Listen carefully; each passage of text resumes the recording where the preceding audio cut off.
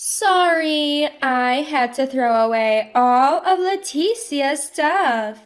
They were getting in the way of my happiness with Joseph. He even helped me do it, didn't you, Joseph? Coming back from a week-long business trip, I found that my sister and my husband had thrown away all my belongings. Seeing my sister and husband being physically affectionate like lovers disgusted me beyond words. So let's get a divorce. I received the divorce papers from my husband and asked my sister, "Are you sure about this, sis?" This all started a few months ago. My name is Leticia. I've been living with Joseph for a year now. Joseph and I met at a party and got married. I always loved my job and had told Joseph before we got married that I planned to continue working. When Joseph and I tied the knot, I had just been promoted to a responsible position at work and was also in charge of training newcomers, which was another reason I wanted to keep working. At first, Joseph also seemed to want to continue working. However, when we disclosed our salaries before getting married, it turned out I earned more. Then Joseph suddenly suggested, "I'll become a house husband." I immediately said, absolutely not. And for good reason. Joseph's place was always a mess when he lived alone. He never cleaned or washed the dishes, leaving the sink always piled high with dirty dishes. The bathroom was in a state I wouldn't even want to use. From the beginning of our relationship, I was the one who had to clean up after him. Plus, I had never even seen Joseph cook.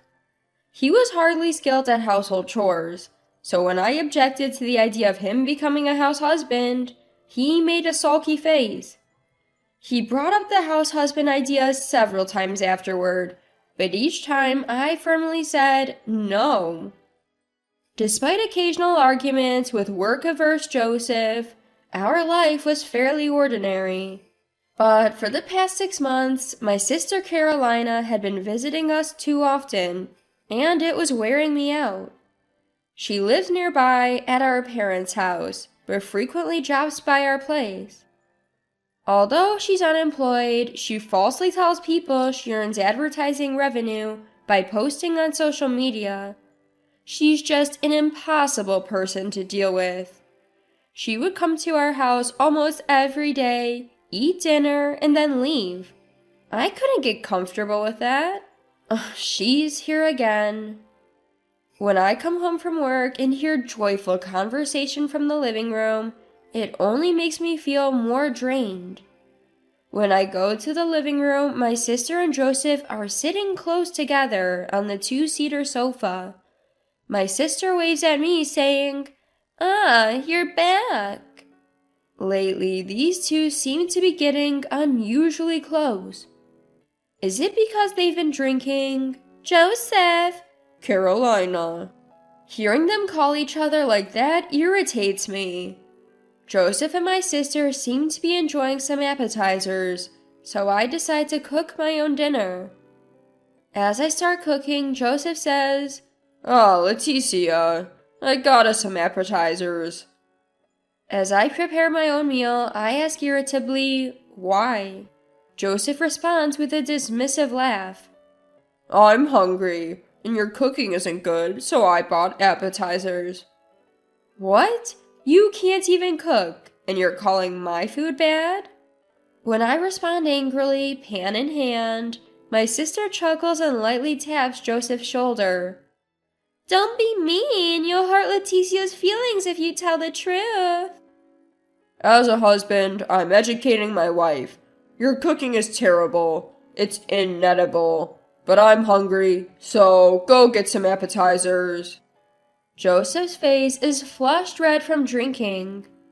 My sister is laughing so hard she's practically choking, and I put the frying pan away. I quietly put away the ingredients I've taken out and head for the door. I've just come home, and as I try to leave again, Joseph yells, "Hurry up! Be back in 5 minutes!" Hearing my sister's laughter in the background makes my skin crawl. I leave the house and make it to the grocery store. On my way back, carrying potential appetizers and my own substitute for dinner, I realize I'm crying. The frustration is overwhelming. Joseph always eats my cooking without a word of complaint. Sometimes he'd even say, "This is delicious," while eating it. I learned to cook from Mom, and even my sister knows my cooking isn't bad.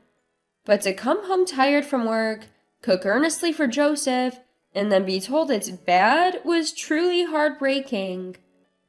I return home, let out a soft sigh, and head toward the living room. Joseph and my sister are sitting on the 2-seater sofa, red-faced and snuggled up, apparently having drunk too much. My sister even has her head resting on Joseph's shoulder, looking blissful. With a cooled heart, I take out my phone and snap a photo of their sleeping faces. The next morning, my sister laughs and says, "Sorry for staying over. Didn't mean to. Wouldn't want Leticia to get suspicious, considering how well Joseph and I are getting along." I reply with a smile. It's okay. I serve breakfast to my sister and later to Joseph, who wakes up after her. Joseph casually asks, "What about yesterday's appetizers?" "They're in the fridge. Feel free to have some," I say as I serve breakfast. "Sorry you have to eat my bad cooking all the time." "Huh? Did I say that?" "You sure did, Joseph. Leticia looked really upset." "Well, forgive me. I was drunk." "It's fine. Whatever." I speak flatly and say I'm off to work now, and leave the two behind as I exit the house. Once I step out of the front door, I stop the recording on my mobile phone. I've decided to record all conversations between Joseph, my sister, and me from now on. I honestly don't want a divorce. I just want to kick my sister out and go back to my normal life with Joseph. But my suspicions about Joseph have grown so much that there's no turning back. Then I get assigned a week-long business trip. I'm going with a younger male colleague, traveling far away. It's his first business trip and he looks pretty nervous. I feel the responsibility to be strong, but I can't help but worry about what's going on at home. Will my sister make a move on Joseph while I'm gone? To ease my concerns, I decide to spend some saved-up money. Once the week-long trip is safely over, my colleague and I take a moment to relax before reporting back to the office. When I got back home after picking up a certain item, I could sense my sister's presence again. I sighed, not feeling like going into the living room right away. Instead, I walked into my bedroom and was shocked. Everything of mine was gone.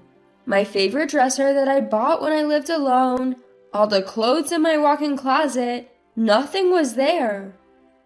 Going into the living room, I found Joseph and my sister sitting closely together on the love seat. "What's going on here?" I shouted.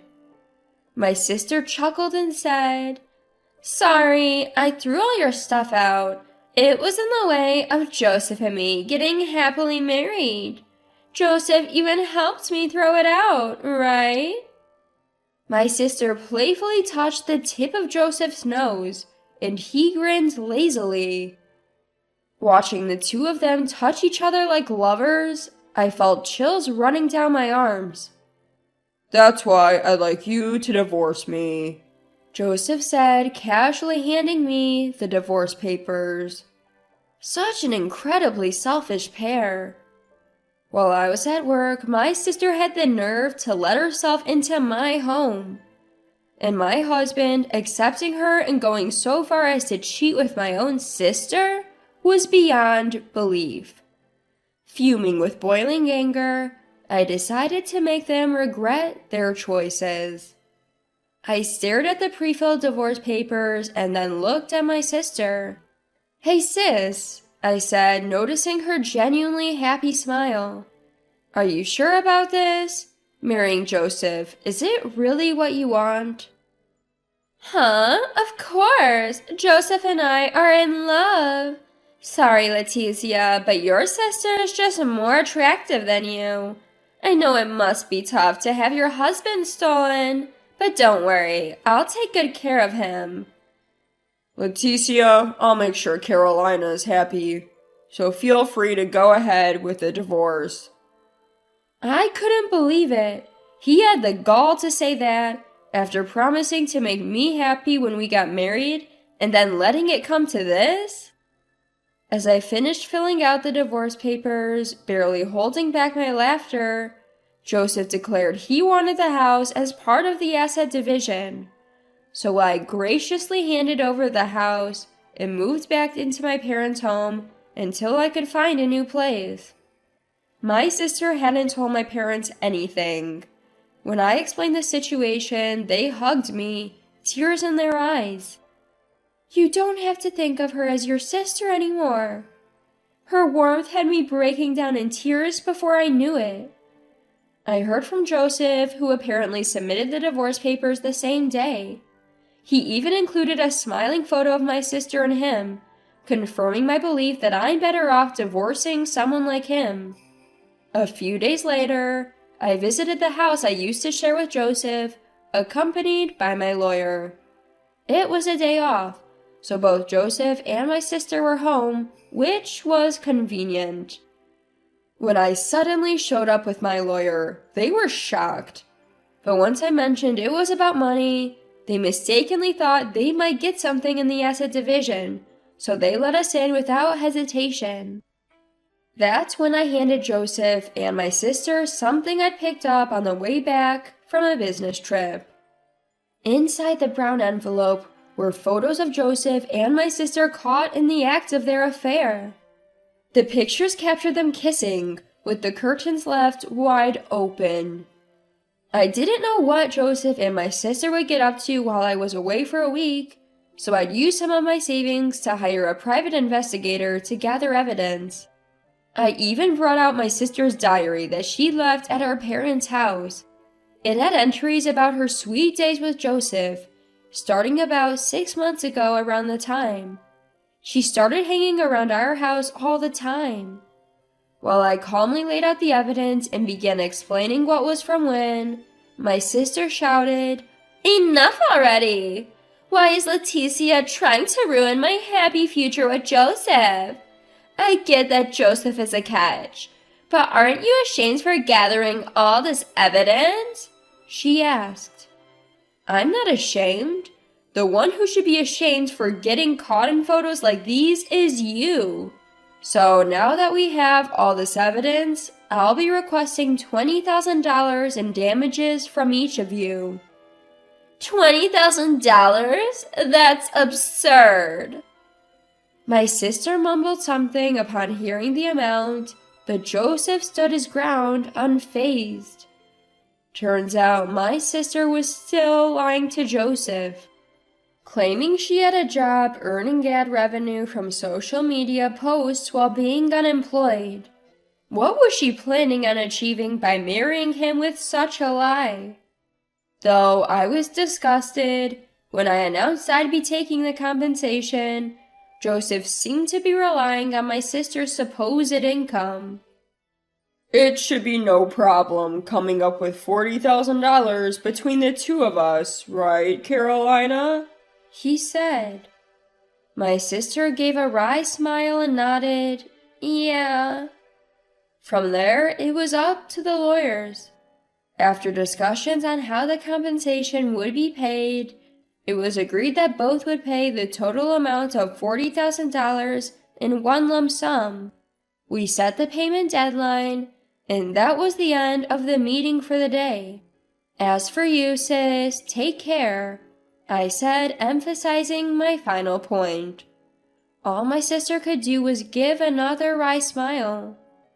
A few weeks later, I got a call from someone asking if I knew Joseph's whereabouts. When I asked if they were still living in their old house, the person told me it was empty. I had received the full compensation from Joseph and my sister right away, so I hadn't given much thought to what happened next. But now this person was saying that not telling them where Joseph was could cause me trouble.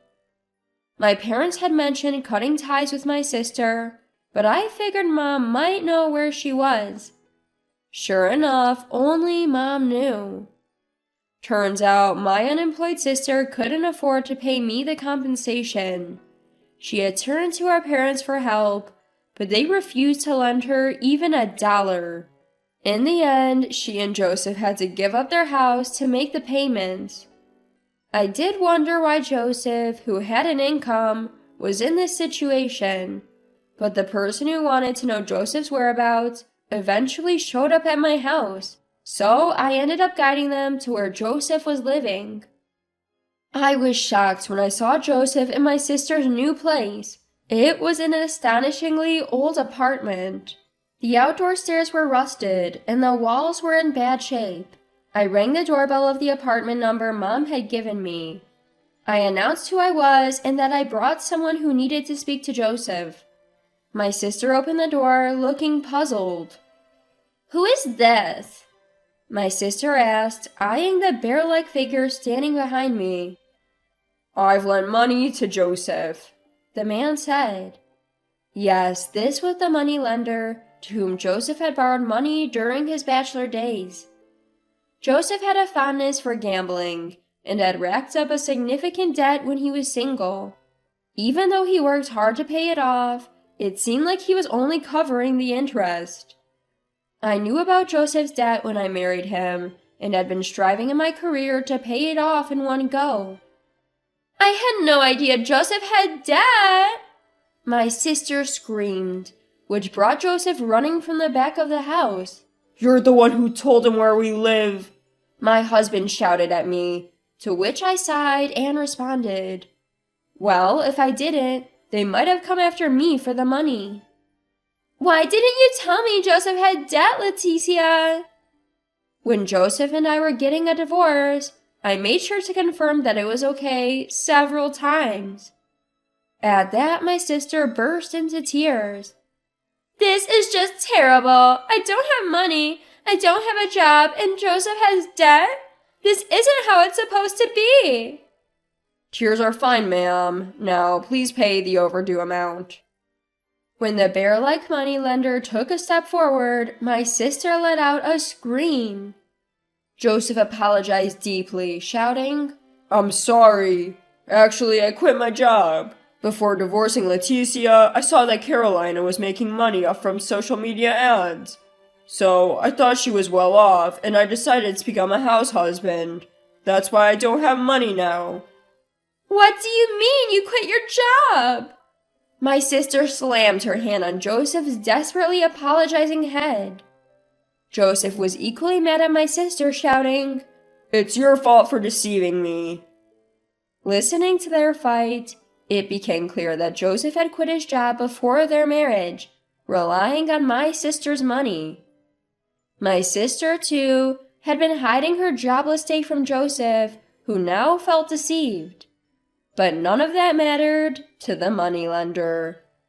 "Shut up, both of you. Just pay whatever you can right now." Joseph rushed into the house and handed the moneylender whatever cash he could find. "Not much, but it'll have to do. I'll be back, so don't run away." The moneylender grumbled as he left. Just as I was about to leave, I heard my sister's pleading voice. "Hey, Leticia, you're listening, right? Dad and Mom have cut ties with me. I'm struggling even to afford daily meals. You get it, right? Can you please lend me some money?" Frustrated by my sister's audacity, I turned around and said, "Absolutely not. Enjoy your debt-filled life," and walked away. hearing her sobbing in the background. Later, I heard Joseph and my sister didn't get divorced. However, they were frequently begging our parents for money. Apparently, my parents were dismissing their request, but it was clear that both Joseph and my sister were really struggling financially. Despite hating work, they were now juggling multiple jobs, working day and night. As for me, I moved out and am thoroughly enjoying living alone. Worrying about whether your spouse is betraying you, wondering what my sister and her husband are up to. Living without those concerns is incredibly freeing. During this time, a junior coworker I traveled with for business confessed their feelings for me. They said they had become attracted to me while working together. Touched by the genuine feelings of my junior coworker, I decided to start dating them. They mentioned wanting a serious relationship leading to marriage, and we've agreed to introduce each other to our parents soon. This time around, I'm hoping for a happy marriage.